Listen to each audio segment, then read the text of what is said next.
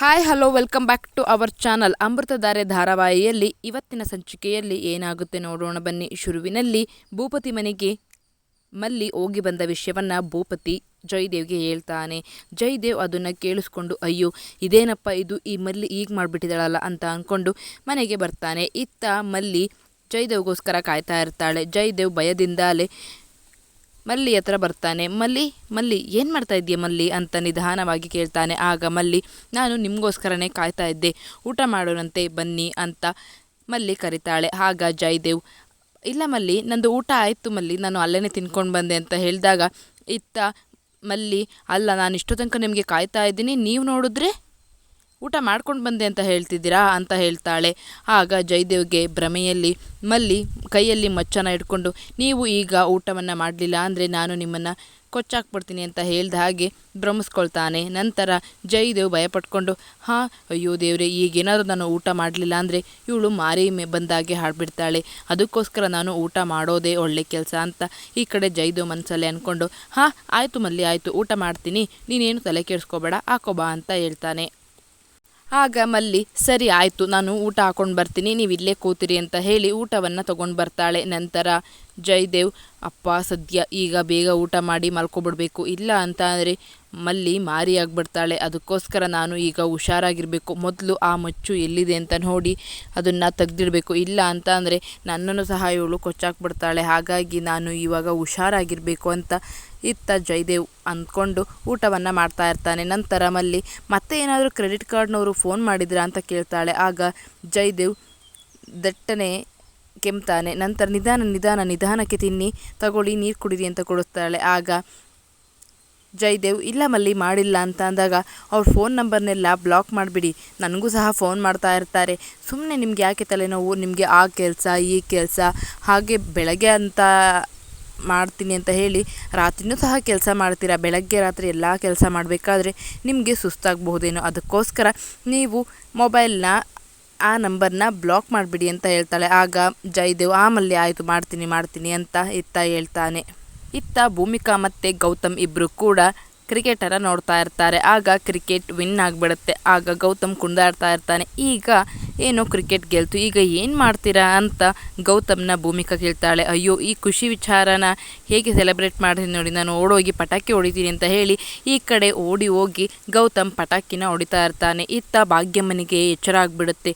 ಭಾಗ್ಯಮ್ಮ ಭಯದಿಂದ ಎದ್ದು ಕೂತ್ಕೊಂಡು ತುಂಬಾ ಭಯ ಪಡ್ತಾ ಇರ್ತಾಳೆ. ಭಯಪಟ್ಕೊಂಡು ಎದ್ದು ಕೂತ್ಕೊಂಡು ತುಂಬಾ ನಡುಕದಿಂದಾನೆ ಅಲ್ಲಿಂದ ನಿಧಾನವಾಗಿ ಹಾಲ್ ಕಡೆ ನಡ್ಕೊಂಡು ಬರ್ತಾಳೆ. ಹಾಲ್ ಕಡೆ ನಡ್ಕೊಂಡು ಬಂದಾಗ ಹೊರಗಡೆ ಪಟಾಕಿಯನ್ನು ನೋಡಿ ಭಾಗ್ಯಮ್ಮನಿಗೆ ತುಂಬಾ ಭಯ ಆಗುತ್ತೆ. ಹಾಗೇನೆ ಹಳೆಯ ನೆನಪುಗಳು ಭಾಗ್ಯಮ್ಮನನ್ನು ಕಾಡೋದಕ್ಕೆ ಶುರುವಾಗುತ್ತೆ. ದೇವರ ಬಳಿ ಹತ್ರ ಬಂದುಬಿಟ್ಟು ಭಾಗ್ಯಮ್ಮ ಪಟಾಕಿ ಹೊಡಿತಿರೋದನ್ನು ನೋಡಿಬಿಡ್ತಾಳೆ. ಇತ್ತ ಗೌತಮ್ ಖುಷಿಯಿಂದ ಪಟಾಕಿಯನ್ನು ಹೊಡಿತಾ ಇರ್ತಾನೆ. ಈ ಕಡೆ ಭಾಗ್ಯಮ್ಮ ಬಾಗಿಲ ಹಿಂದೆ ಬಂದು ನಿಂತ್ಕೊಂಡು ಪಟಾಕಿ ಹೊಡೆಯೋದನ್ನು ನೋಡ್ತಾ ಇರ್ತಾಳೆ. ನಂತರ ಗೌತಮ್ ಪಟಾಕಿಯನ್ನು ಹೊಡೆದು ಖುಷಿಯಲ್ಲಿ ಇತ್ತ ಒಳಗಡೆ ಹೋಗ್ತಾ ಇರ್ತಾನೆ.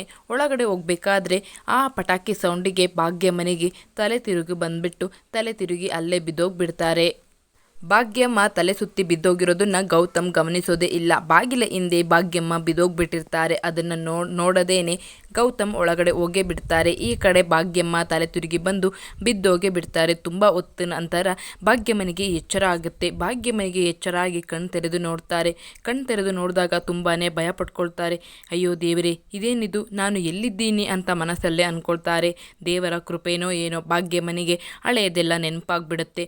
ಅಯ್ಯೋ ಇದೇನಿದು, ನಾನು ಯಾಕೆ ಇಲ್ಲಿದ್ದೀನಿ, ಇದೇನಿದು, ನನ್ನ ಕೈಯೆಲ್ಲ ಸರಿ ಹೋಯ್ತಲ್ಲ, ಏನಿದು ನೆನಪು, ಹೊಸ್ದಾಗಿ ಏನೋ ನೆನಪಾಗ್ತಿದೆಯಲ್ಲ ಅಂತ ಭಾಗ್ಯಮ್ಮ ಯೋಚನೆಯನ್ನು ಮಾಡಿಕೊಂಡು ಅಲ್ಲಿಂದ ನಿಧಾನವಾಗಿ ಎದ್ದು ನಿಲ್ತಾರೆ. ಎದ್ದು ನಿಂತು ಇದು ಯಾರ ಮನೆ, ನಾನು ಎಲ್ಲಿದ್ದೀನಿ, ಏನಾಗ್ತಾ ಇದೆ ಅಂತಲೇ ಗೊತ್ತಾಗ್ತಾ ಇಲ್ವಲ್ಲ ದೇವರೇ, ಏನಪ್ಪ ದೇವರೇ ಅಂತ ಭಾಗ್ಯಮ್ಮ ಯೋಚನೆಯನ್ನು ಮಾಡ್ತಾ ಇರ್ತಾರೆ. ಭಾಗ್ಯಮ್ಮನಿಗೆ ದೇವರ ಕೃಪೆಯಿಂದ ಹಳೇದೆಲ್ಲ ನೆನಪಾಗ್ಬಿಟ್ಟಿರುತ್ತೆ.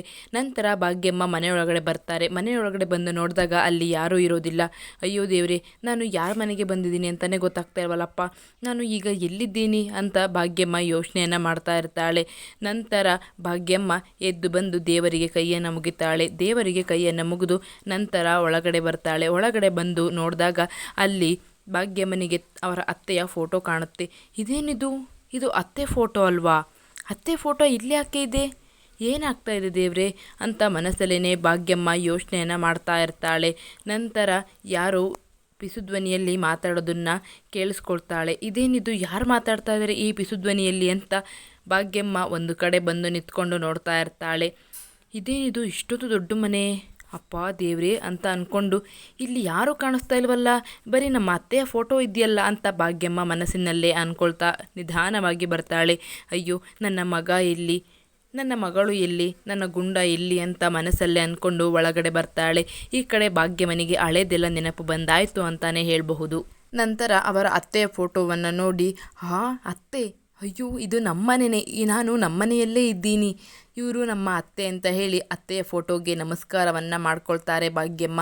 ಭಾಗ್ಯಮ್ಮನಿಗೆ ಎಷ್ಟೇ ವಯಸ್ಸಾಗಿದ್ರೂ ಕೂಡ ಈ ವಯಸ್ಸಲ್ಲೂ ಕೂಡ ಅತ್ತೆಯ ಫೋಟೋಗೆ ನಮಸ್ಕಾರವನ್ನು ಮಾಡ್ತಾರೆ. ಅವರು ಎಷ್ಟು ಮರ್ಯಾದೆ ಕೊಡ್ತಾರೆ ಅನ್ನೋದನ್ನು ಇದರಲ್ಲೇ ನಮಗೆ ಗೊತ್ತಾಗುತ್ತೆ. ದೊಡ್ಡವರಿಗೆ ದೊಡ್ಡತನ ಇದೆ ಅಂತಲೇ ಹೇಳಬಹುದು.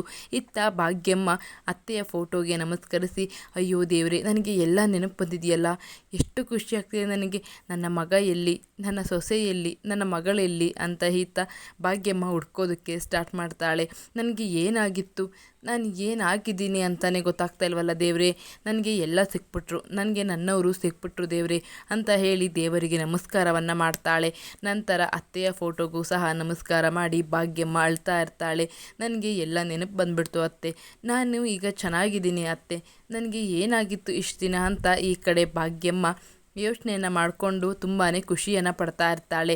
ಇದಕ್ಕೆಲ್ಲ ಕಾರಣ ಗೌತಮ್ ಅಂತಲೇ ಹೇಳಬಹುದು. ಗೌತಮ್ ಏನಾದರೂ ಪಟಾಕಿಯನ್ನು ಹೊಡೆದಿಲ್ಲ ಅಂತ ಹೇಳಿದರೆ ಭಾಗ್ಯಮ್ಮನಿಗೆ ಹಳೆಯದು ಯಾವುದು ಸಹ ನೆನಪಿಗೆ ಬರ್ತಾ ಇರಲಿಲ್ಲ. ಈ ಕಡೆ ಭಾಗ್ಯಮ್ಮನಿಗೆ ಹಳೆಯದೆಲ್ಲ ನೆನಪಿಗೆ ಬಂದಿದೆ ಅಂತ ಶಾಕುಂತಲಾಗೆ ಗೊತ್ತಾದರೆ ಶಾಕುಂತಲ ಏನು ಮಾಡ್ತಾಳೆ, ಹಾಗೇನೆ ಭಾಗ್ಯಮ್ಮ ಶಾಕುಂತಲ ಬಣ್ಣವನ್ನು ಬಯಲು ಮಾಡ್ತಾಳ. ಗೌತಮ್ ಮತ್ತು ಭೂಮಿಕಾ ಹಾಗೆ ಗೌತಮ್ ತಂಗಿ ಎಲ್ಲರಿಗೂ, ಸುಧಾ ಎಲ್ಲರಿಗೂ ಕೂಡ ಭಾಗ್ಯಮ್ಮನಿಗೆ ಹಳೆಯ ನೆನಪು ಮರುಕಳಿಸಿದೆ, ಮತ್ತೆ ಬಂದಿದೆ ಅಂತ ಹೇಳಿದರೆ ಎಷ್ಟು ಖುಷಿಯನ್ನು ಪಡ್ತಾರೆ. ಹಾಗೆ ಶಾಕುಂತಲ ಯಾವ ರೀತಿಯಾಗಿ ಹೊಸ ಪ್ಲ್ಯಾನನ್ನು ಮಾಡ್ತಾಳೆ ಅಂತಕ್ಕಂಥದ್ದನ್ನು ನಾನು ನಿಮಗೆ ಮುಂದಿನ ಸಂಚಿಕೆಯಲ್ಲಿ ತಿಳಿಸ್ಕೊಡ್ತೀನಿ ಫ್ರೆಂಡ್ಸ್. ಹಾಗೆಯೇ ಗೌತಮ್ಗೆ ಶಾಕುಂತಲ ಬಗ್ಗೆ ಎಲ್ಲ ವಿಷಯವನ್ನು ಭಾಗ್ಯಮ್ಮ ಹೇಳ್ತಾರಾ ಅಥವಾ ಭಯ ಪಡ್ಕೊಂಡು ಸುಮ್ಮನಾಗ್ತಾರಾ ಅಂತಕ್ಕಂಥದ್ದನ್ನು ಮುಂದಿನ ಸಂಚಿಕೆಯಲ್ಲಿ ನಿಮಗೆ ತಿಳಿಸ್ಕೊಡ್ತೀನಿ ಅಂತ ಹೇಳ್ತಾ ಈ ಒಂದು ವಿಡಿಯೋವನ್ನು ಇಲ್ಲಿಗೆ ಮುಗಿಸ್ತಾ ಇದ್ದೀನಿ ಫ್ರೆಂಡ್ಸ್. ವಿಡಿಯೋ ಇಷ್ಟ ಆದರೆ ಪ್ಲೀಸ್ ಲೈಕ್ ಮಾಡಿ, ಶೇರ್ ಮಾಡಿ, ಕಮೆಂಟ್ ಮಾಡಿ, ಹಾಗೆ ಚಾನಲನ್ನು ಸಬ್ಸ್ಕ್ರೈಬ್ ಮಾಡ್ಕೊಳ್ಳಿ. Thank you for watching.